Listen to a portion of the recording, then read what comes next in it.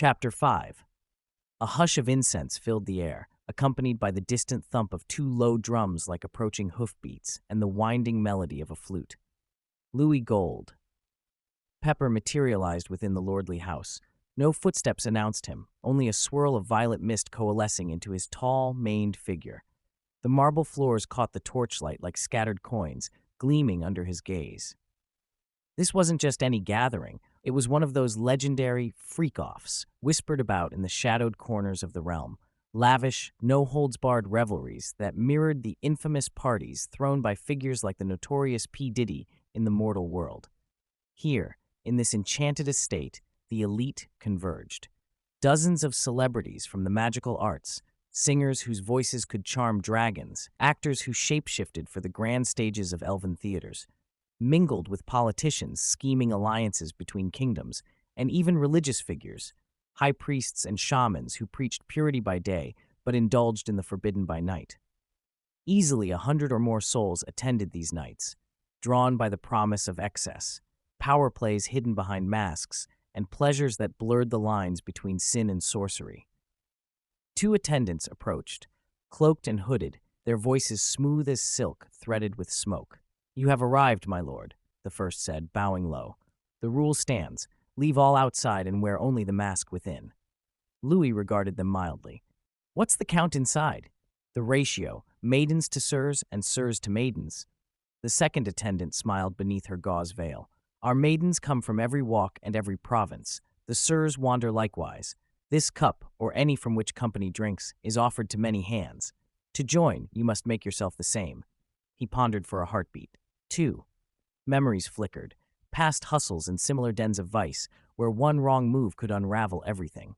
But Louis was no novice. He'd navigated worse, his boots a constant reminder of survival's edge. "I'll take the women," Louis decided, amused. "You all behold the cups." His fingers worked the clasps. Silk fell away, gold sighed free, the doublet slipped off with a soft exhale. But he kept his boots. Dragon skin wonders buckled in leprechaun gold, soles dusted with unicorn horn.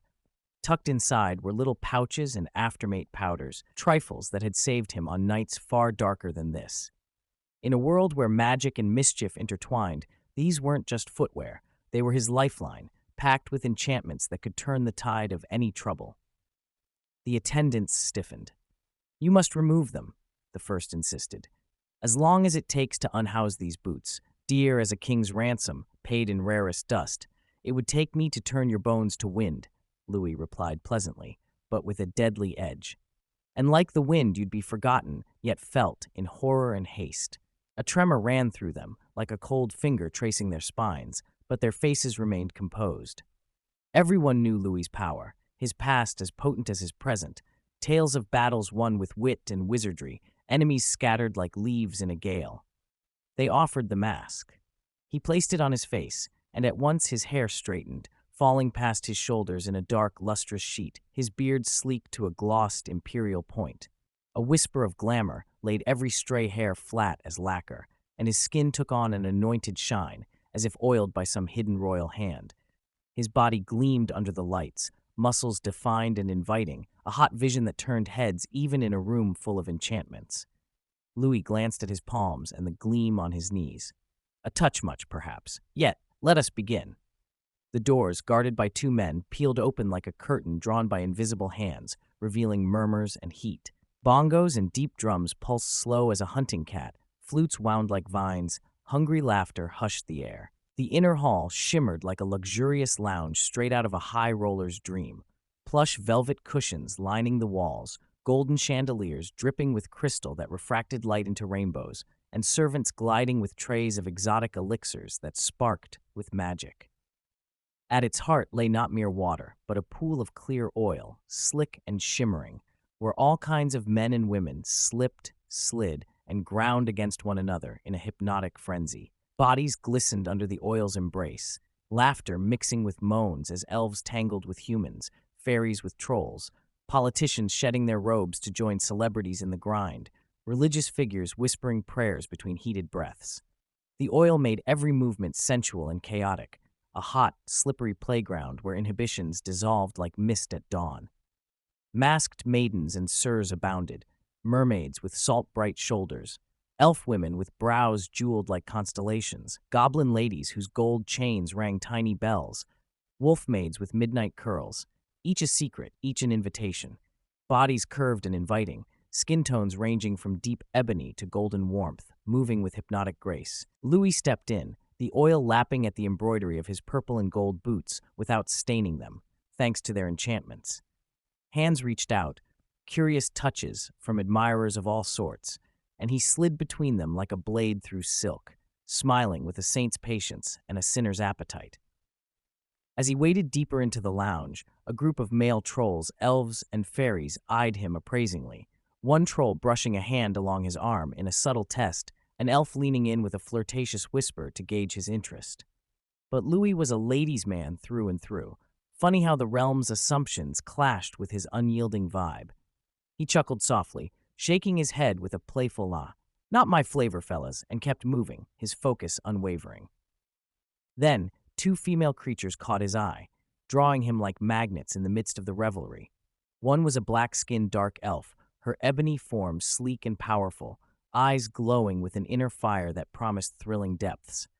Beside her lounged an elf with scales like a dragon's, but white and iridescent as pearls, her body a mesmerizing blend of elegance and ferocity, scales catching the light in a way that made her seem almost luminous.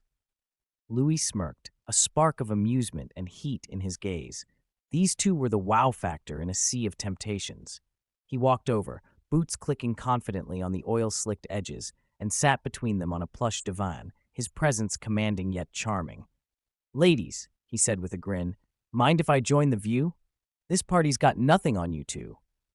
They laughed, leaning in closer, the air between them crackling with potential, the dark elf's hand tracing a pattern on his arm, the scaled one's tail flicking playfully nearby. It was hot, electric, a moment of pure connection amid the chaos.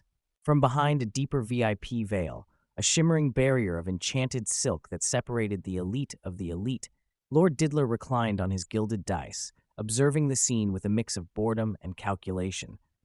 Beside him sat a mysterious figure, a brown-skinned man with a thick nose and full lips, exuding an aura of quiet power. Young human women surrounded him, fawning and whispering, their laughter light but their eyes watchful. Diddler sipped from a jeweled goblet, the freak-off's excesses playing out before him like a well-orchestrated show. One of Diddler's servants, a lithe goblin in livery, leaned in close. "My lord, Louis Goldpepper has returned, and he wears his boots still." Diddler's eyes narrowed, spotting Louis amid the oil pool's revelers, boots gleaming defiantly. His smile thinned, a bitter edge creeping in. He set down his goblet and rose, gesturing for the servant to part the veil just enough for approach. "Goldpepper," Diddler called out, his voice sweet as wine but bitter underneath, weaving through the music to reach Louis. "Welcome back under my roof. Before we play, a reckoning. Mullock is free from his debt?"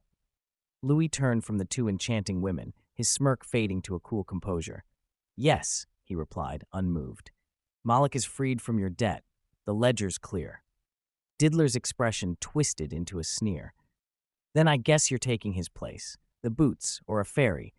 You took that winged debtor from my hand before his debt was paid. He came to me for help. He owed me still." "Keep your table," Louis said. "I keep my boots." Once more with courtesy. "My courtesy was spent at christening." Diddler's fingers snapped. The flutes twisted like serpents. The drums slowed to a stalking cat's pulse. The maidens and sirs, eyes glazed like moonlit glass. The oil pools grinding, slowing as if under a spell. "Take his shoes," Diddler commanded lowly. "Bind him for me against the hour." They came, silk and breath and heat and hunger, hands grasping for the leather, arms encircling the man, oil making their advances even more slippery and insistent. Louis laughed softly, rising from the divan with a wink to the two women.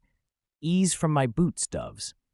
The first palm met spark and shivered. The second found a heel and folded. The third met a twist of wrist and spun into the oil pool, mask whirling amid the splashes. But the trance summoned more. They pressed relentlessly as tide, bodies sliding and colliding in the clear slickness. Diddler rose, wading in, robes ballooning like storm clouds. Rage stripped his smile. "Bind him." Louis's patience ended with his ankles.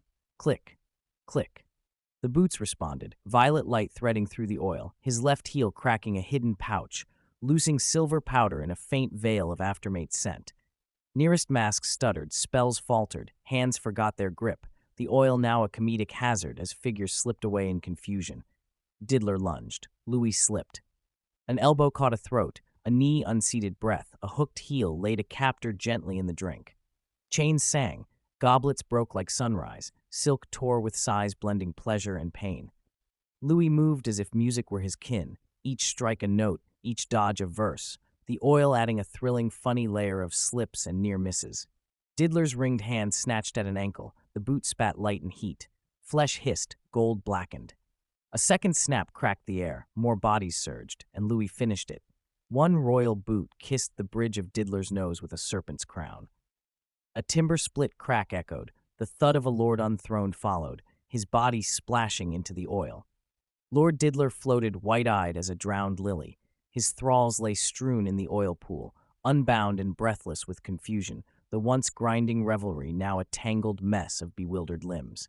Louis strode from the pool, oil tracing silver threads in his footprints, but sliding harmlessly off his boots. At the threshold, the deeper VIP veil breathed. "I see you have not lost your step." "Sir Alexander," came the voice from behind the curtain, smooth and cold, the very timbre that had gotten his best friend, Malik's father, killed. It was heavy, sizzling like a brand on flesh, dredging up the betrayal that still haunted Louis's nights. Louis's blood rose, jaw set, but he kept his cool. "But oh, Fachot was indeed a good teacher," he shot back sarcastically, the words dripping with bitter humor, a nod to the lessons learned from that fatal past. Without turning, he clicked his heels, click, and violet mist folded him away, bearing him back to the golden goblet. But before vanishing fully, Louis collected his things from the two men outside the room, silks and golds handed over in trembling haste, their faces shadowed with awe. End of chapter 5.